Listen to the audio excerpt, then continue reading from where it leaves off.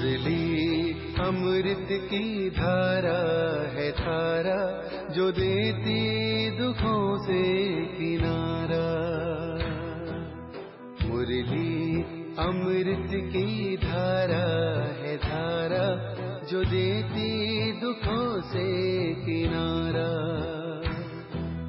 भूले जीवन में हो जाए शिव बाबा मुरली में समझाए। भूले जीवन में हो जाए शिव बाबा। ओम शांति। आज की तारीख है 29 अगस्त 2023 के बाबा के साकार महावाक्य।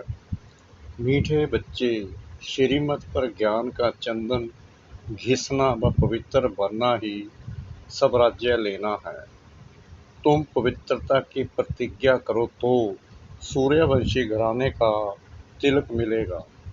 बाबा ने प्रश्न पूछा, तुम बच्चों को राखी कौन बांधता है, तिलक कौन देता है और मुख मीठा कराने की रस्म क्यों है? बाबा ने उत्तर दिया, तुम्हें बड़ी मम्मी यानी ब्रह्मा माँ राखी बांधती है, पवित्र बनाती है। जब तुम पवित्र बनने की प्रतिज्ञा कर लेते हो तो बाप स्वराज्य का टीका देते हैं। मुख मीठा कराना अर्थात सर्व वरदान दे देना। बाप ने स्वराज्य के तिलक के साथ साथ सर्व वरदान भी दिए हैं। इसी की रस्म यादगार में चली आई है। गीत। इधर मोहब्बत उधर जमाना। इधर मोहब्बत उधर जमाना, इधर चले हम किधर चले, इधर चले हम किधर चले।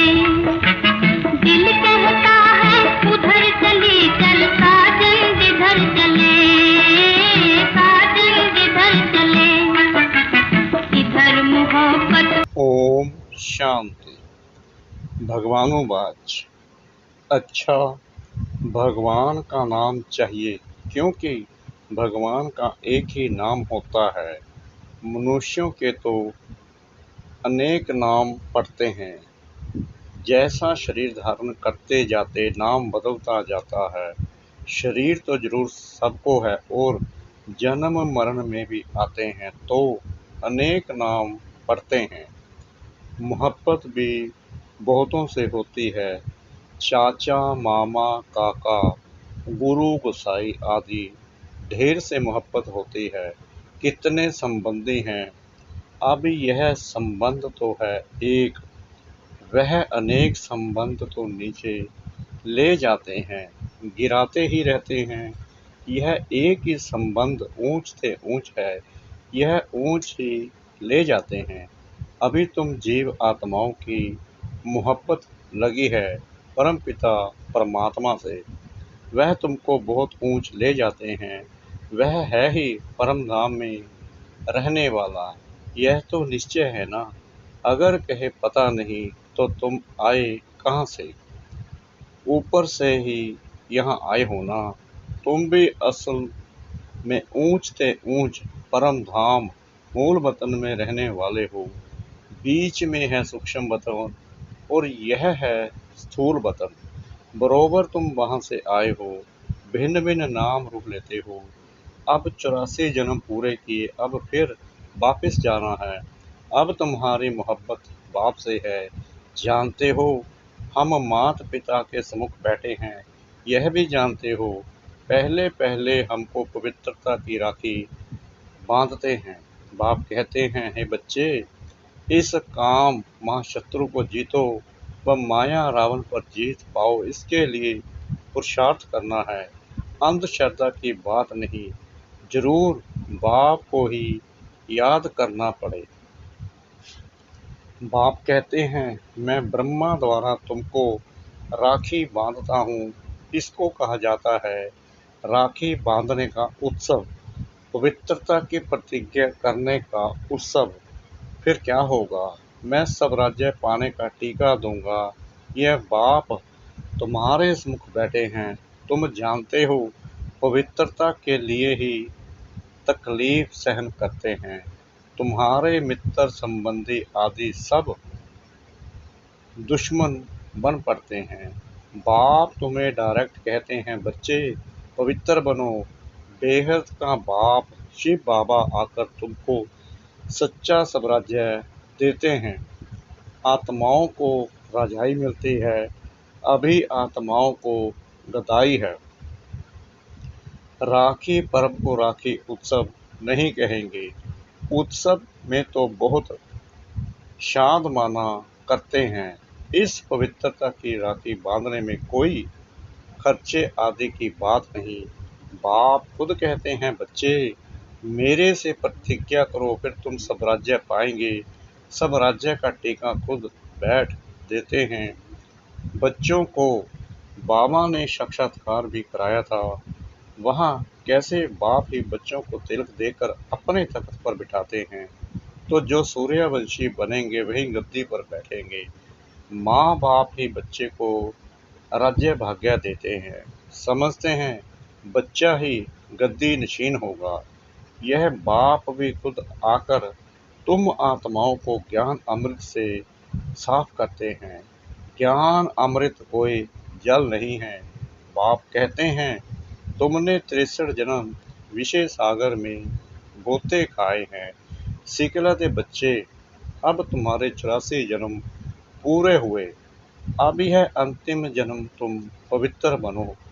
मेरी मत पर चलो। तुम स्वराज्य पाने के लिए बाप के पास आए हो ना। राजा के पास बच्चा आता है, समझता है मैं राजाई पाऊंगा, परंतु उसको कोई स्वराज्य नहीं कहा जाता।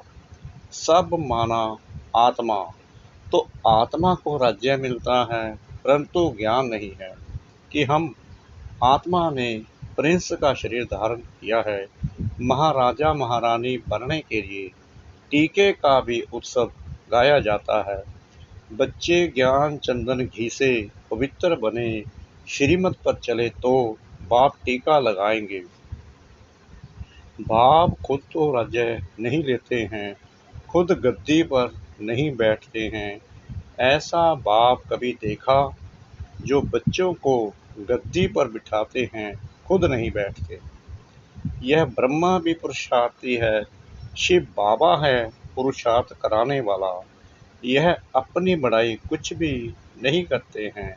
शिव बाबा आकर इनको भी हीरे जैसा बनाते हैं। तो मुख्य बात है पवित्र रहना। भल घर में इकट्ठे रहते हो, लेकिन पवित्र रहो। बाप ने यह रुद्र ज्ञान यज्ञ रचा है। यज्ञ हमेशा ब्राह्मणों द्वारा रचा जाता है। श्री कृष्ण कहे कि मैं यज्ञ रचता हूँ, यह हो नहीं सकता। तुम हो ब्राह्मण, ब्रह्मा के मुख वंशावली, तुम श्रीमत पर चल रहे हो। ब्रह्मा को श्री नहीं कह सकते हैं। यहाँ तो आत्मा और शरीर दोनों पतित हैं। तुम श्री बन रहे हो, अभी तुमको श्री नहीं कहेंगे, अभी तुम श्रेष्ठ बन रहे हो। ऊंच ते ऊंच बाप ही आकर तुमको श्रेष्ठ बनाते हैं। लक्ष्मी नारायण जैसा ऐसा श्रेष्ठ 16 कला संपूर्ण तुमको बनना है। बाप पूछते हैं, तुमको लक्ष्मी नारायण बनने का नशा है या राम सीता का नशा है? कहेंगे लक्ष्मी नारायण का नशा है। हम तो सूर्यवंशी बनेंगे, 2 कला कम हम चंद्रवंशी क्यों बने? हम तो नारायण को अथवा लक्ष्मी को वरेंगे। तुम्हारे मम्मा और बाबा भी सूर्यवंशी बनेंगे। जगत अम्बा और जगत पिता दोनों सूर्यवंशी बनते हैं, तो तुम उनके बच्चे जो बाबा मम्मा कहते हो, तुमको भी पुरुषार्थ करना चाहिए। बाबा टीका भी लगाते हैं और मुख भी मीठा कराते हैं, अर्थात तुमको वरदान देते हैं ना। विजय का टीका लगाकर वरदान देते हैं कि तुम सदा ऐसा स्वराज्य पाएंगे, यथा राजा रानी तथा प्रजा राज्य भाग्य भोगते हैं। परमपिता परमात्मा द्वारा एक ही बार राज्य स्थापन होता है। यह है ऑलमाइटी अथॉरिटी राज्य। वाइसलेस दुनिया भी गाई हुई है। सर्वगुण संपन्न, 16 कला संपूर्ण, मर्यादा पुरुषोत्तम देवताएं कभी काम कटारी से हिंसा नहीं करते हैं। 63 जन्म तो तुम 1-2 पर काम कटारी चलाते आए हो। अमरलोक में काम कटारी नहीं होती है। यहाँ काम कटारी से तुम पतित होते होते तमो प्रधान बन पड़े हो। अभी तुम बच्चे समझते हो बरोबर बाप स्वर्ग की स्थापना करते हैं, भारत में ही जन्म लेते हैं। बाप ने वैकुंठ की सौगात लाई है, आधा कल्प रड़ियां मारी हैं। ओ गॉड फादर, रहम करो, मेहर करो। भक्ति मार्ग में गाते हैं ना, सतयुग में थोड़ी रड़ियां मारेंगे, वहां तो सदैव सुख है। दुख में सिमरन सब करे, सुख में करे ना कोई। अनेक प्रकार के दुख होते हैं ना, देवाला मारते हैं तो कितना दुख होता है। बीमारी आदि होती है तो दुख होता है ना। स्वर्ग में दुख का नाम निशान नहीं। बाप आकर तुम बच्चों को राज्य भाग्य का टीका देते हैं। यह है दुखधाम, वह है सुखधाम। शांति धाम में तो आत्मा कुछ बोलती नहीं है, यहाँ फिर टाकी बनती है। तुम्हारा सब धर्म ही है शांति। अभी तुमको सुख शांति का सब राज्य मिलता है, तो बाप का बच्चा बनकर उनकी श्रीमत पर चलना चाहिए। पढ़ाई के समय सारा अटेंशन पढ़ाई में देना होता है। पढ़ाई के समय और व्यर्थ बातों का वर्णन नहीं चलता। अगर कोई उल्टा सुल्टा बोलते हैं तो कहेंगे अटेंशन प्लीज। तो बाप बच्चों को कहते हैं तुम्हारी बुद्धि भटकनी नहीं चाहिए।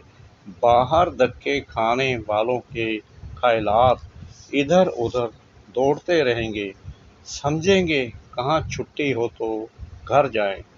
अब तुम बच्चों को पढ़ना और पढ़ाना है, ब्राह्मणों का धंधा ही है गीता सुनाना।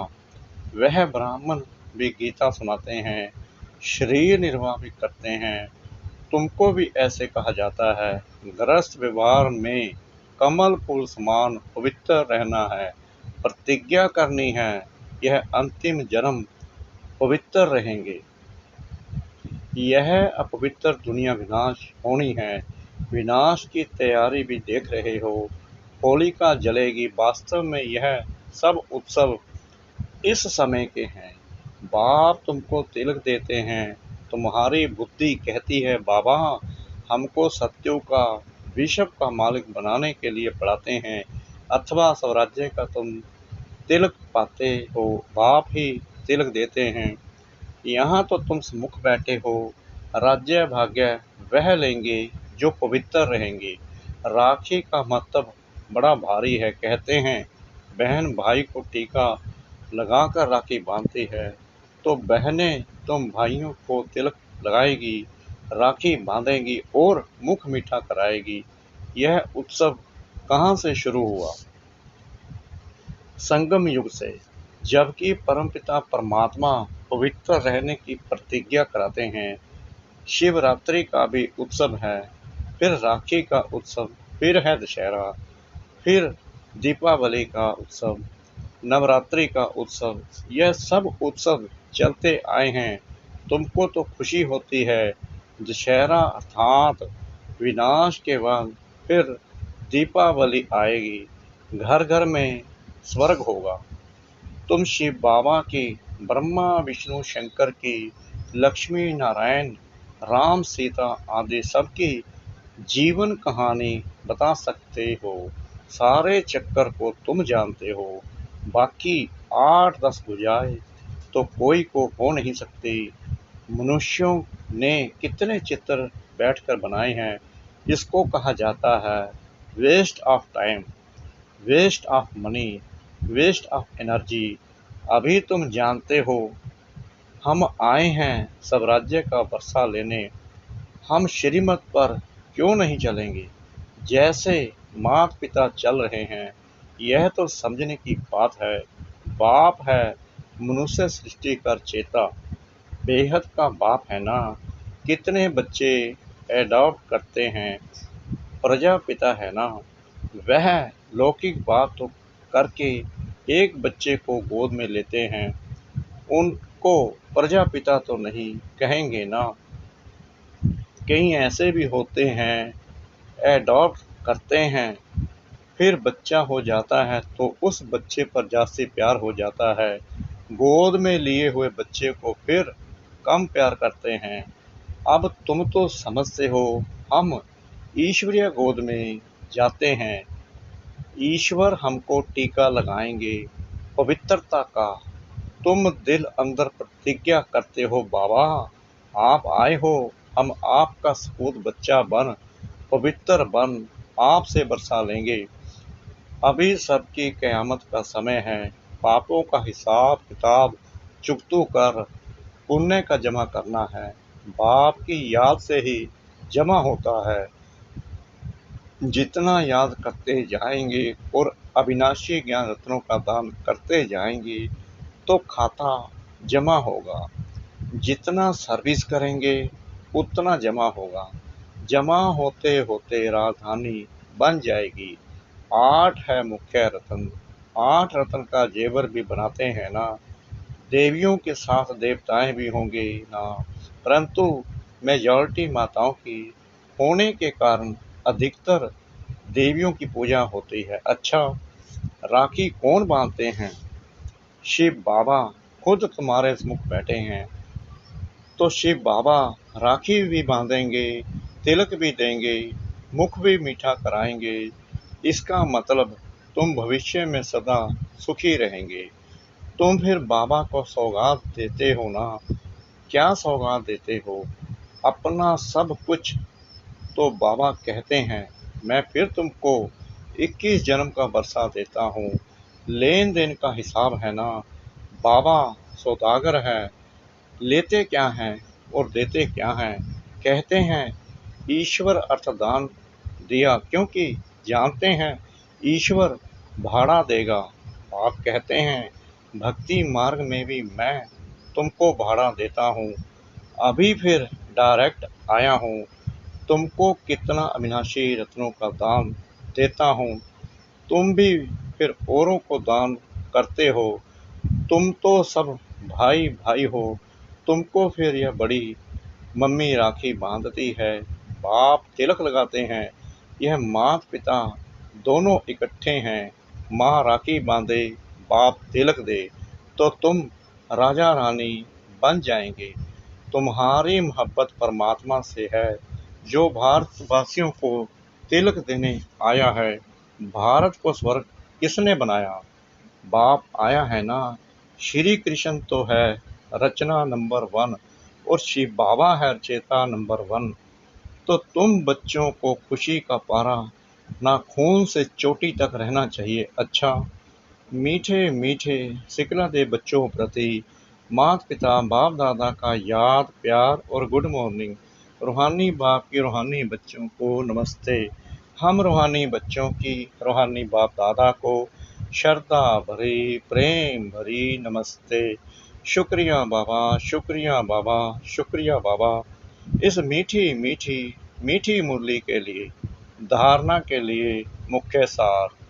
नंबर 1, दिल की मोहब्बत एक बाप से रखनी है, देदारियों से नहीं, क्योंकि सर्व संबंधी एक बाप है। नंबर 2, पढ़ाई के समय अपना फुल अटेंशन पढ़ाई में देना है। व्यर्थ बातों का वर्णन चिंतन नहीं करना है। बुद्धि को भटकाना नहीं है। वरदान, असोच बन बाप की शक्ति मदद के रूप में अनुभव करने वाले चिंता मुक्त भव। कई बच्चे सोचते हैं सेवा कैसे बढ़ेगी, अच्छे अच्छे जिज्ञासु, पता नहीं कब आएंगे, कब तक सेवा की भाग दौड़ करनी पड़ेगी। लेकिन सोचने से सेवा नहीं बढ़ती। असोच बन बुद्धि को फ्री रखो तो बाप की शक्ति मदद के रूप में अनुभव करेंगे और सेवा की वृद्धि सत्य होगी। बाबा करावनहार है और करने के निमित्त मैं आत्मा हूँ। इसको कहते हैं असोच, अर्थात एक की याद। उन्हें कोई चिंता हो नहीं सकती। जहाँ शुभ चिंतन है वहाँ कोई चिंता नहीं। स्लोगन: अपनी उपराम स्थिति द्वारा सर्व बातों से किनारा कर लो तो एक बाप के सहारे का अनुभव होगा। अपनी उपराम स्थिति द्वारा सर्व बातों से किनारा कर लो तो एक बाप के सहारे का अनुभव होगा। ओम शांति।